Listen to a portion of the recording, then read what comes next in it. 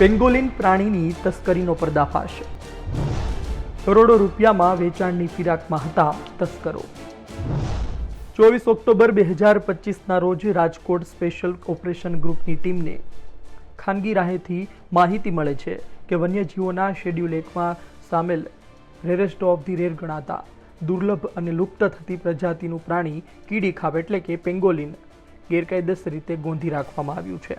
એક વ્યક્તિ પોતાના આર્થિક લાભ માટે તેનું વેચાણ કરવા રાજકોટ આવનાર છે। આ પ્રકારની બાતમી મળતા બીજલ સોલંકી ઢેબર રોડ ઉપરથી ઝડપી પાડવામાં આવ્યો છે। તેની ઉચ્ચ તપાસ કરતા ગીર સોમનાથ જિલ્લાના કોડીનાર તાલુકાના ઘાટવડ ગામે દિલીપ મકવાણા પાસે પેંગોલિન રાખવામાં આવ્યું હોવાનું કહ્યું છે।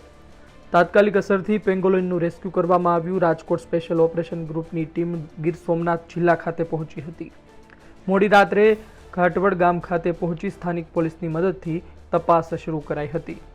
તારીખ 24/10/2025ના રોજ Rajkot DCP crime sir Jagdish Bangarwa સરને એક ગુપ્ત હકીકત મળી હતી કે એક વ્યક્તિ પેંગોલિન નામના કોઈ દુર્લભ વન્યજીવને લઈને રાજકોટ આવવાનો। પેંગોલિન નામ અમારી પાસે પણ નવું હતું, જેથી અમુક વન્ય અધિકારીઓને પૂછતા તેમને પણ પોતાના કેરિયરમાં આ પ્રાણીને ક્યારેય જોયેલ ન હતું। શરૂઆતમાં અમને લાગ્યું કે આ માણસ કોઈ ચીટિંગ કરવાના અર્થે અહીંયા આવતો હશે, પણ એક વન્યજીવના સંરક્ષણનો પ્રશ્ન હતો, જેના અનુસંધાને રાજકોટ શહેર એસઓજી પીઆઈ SM જાડેજાની ટીમની રાહબરી હેઠળ એક ટીમ બનાવવામાં આવી। ત્યારબાદ એસઓજી PSI VK ઝાલાની ટીમ દ્વારા આ વ્યક્તિને રાઉન્ડ અપ કરવામાં આવ્યો। એ વ્યક્તિની થોડી કડક પૂછપરછ કરતાં તેને જણાવ્યું કે ગીર સોમનાથ જિલ્લાના ઘાટવડ ગામે આ પેંગોલિનને એક ઓરડીમાં રાખેલ છે। ત્યારબાદ PSI VK ઝાલાની ટીમ દ્વારા અને ફોરેસ્ટ વિભાગના અધિકારીઓની મદદ લઈ આ પેંગોલિનને ત્યાંથી રેસ્ક્યુ કરવામાં આવેલ છે અને બીજા બે આરોપીઓ બીજલ જીવાભાઈ સોલંકી અને દિલીપ વિયાભાઈ મકવાણાને પકડી વધુ કાર્યવાહી અર્થે વન વિભાગને સોંપવામાં આવે છે।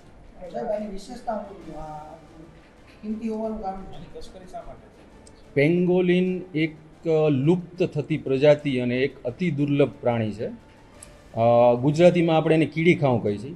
કીડીખાઉ પણ પાછા બે પ્રકારના હોય છે। એક કીડીખાઉના પોતાના શરીર ઉપર ખૂબ એક જાડા વાળ હોય છે, અને જ્યારે આ પેંગોલિન છે એના શરીર ઉપર શેલ, જાડા શેલ કે જે આપણે કાચબા છે, મગર ઉપર જે શેલ હોય છે, જે પોતાની સુરક્ષા માટે યુઝ કરે છે એવા હોય છે।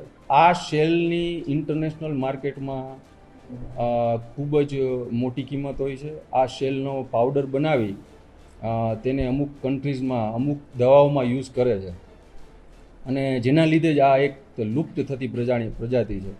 આખા દુનિયામાં સૌથી વધુ આ ઇન્ટરનેશનલ ઇલીગલ ટ્રેડમાં આ પ્રાણીના આ શેલનો યુઝ થાય છે, અને સાઇટેસ એક convention on international trade in endangered species of wild flora and ફોનામાં સ્કેડ્યુલ 1માં આ પ્રાણીનો સમાવેશ થાય છે। અમુક તમે કદાચ જૂના ફોરેસ્ટ અધિકારીઓને પૂછશો, જે 15-20 વર્ષથી રિટાયર્ડ થઈ ગયા, એમને પણ પોતાના આખા કેરિયરમાં આ પ્રાણીને સ્વતંત્ર વિચરતું જોયેલ નથી। આ લોકો અહીંયા આવી ટ્રેડ ડીલ કરવા જ આવ્યા હતા। એનો કોઈ સ્પેશિયલ એનો કોઈ ભાવ નથી, પણ ઇન્ટરનેશનલ માર્કેટમાં આની કિંમત ખૂબ વધારે છે। એ કોઈ હજી વન્ય વિભાગનો તપાસનો પ્રશ્ન છે। બે વ્યક્તિઓની અટકાયત કરી છે, બીજલ જીવાભાઈ સોલંકી અને દિલીપ વિયાભાઈ મકવાણા, અને હજુ પણ વધુ તપાસ ફોરેસ્ટ ડિપાર્ટમેન્ટ દ્વારા ચલાવવામાં આવશે। અત્યારે અમને માહિતી મળી છે પ્રાથમિક, તો આ બંને આરોપીઓના 5 દિવસના રિમાન્ડ પણ નામદાર કોર્ટે મંજૂર કરેલા છે। ધનતેરસના દિવસે આ પ્રાણી એમને જંગલમાંથી મળી આવેલું ના, એવી હજી કોઈ તપાસમાં પ્રાઇમરી તપાસમાં અમને એવું જોવા મળેલ નથી। એ પણ વધુ તપાસ ફોરેસ્ટ ડિપાર્ટમેન્ટ દ્વારા કરવામાં આવશે। પ્રાથમિક તપાસમાં જાણવા મળ્યું છે કે આ પ્રાણીની આંતરરાષ્ટ્રીય બજારમાં ભારે માંગ છે, કારણ કે તેના સ્કેલ્સ, ચામડીના પડનો ઉપયોગ દવાઓ અને દાગીનાઓ બનાવવામાં થાય છે। હાલ વિશ્વમાં સૌથી ગેરકાયદેસર વેચાતું અને ટ્રાફિકિંગ થતું પ્રાણી પેંગોલિન છે, જેનું મોટું કારણ ચાઇના છે। ત્યાં આવી ગેરમાન્યતા છે કે પેંગોલિનના ભીંગડામાંથી બનતી દવા આજીવન યૌવન બક્ષે છે.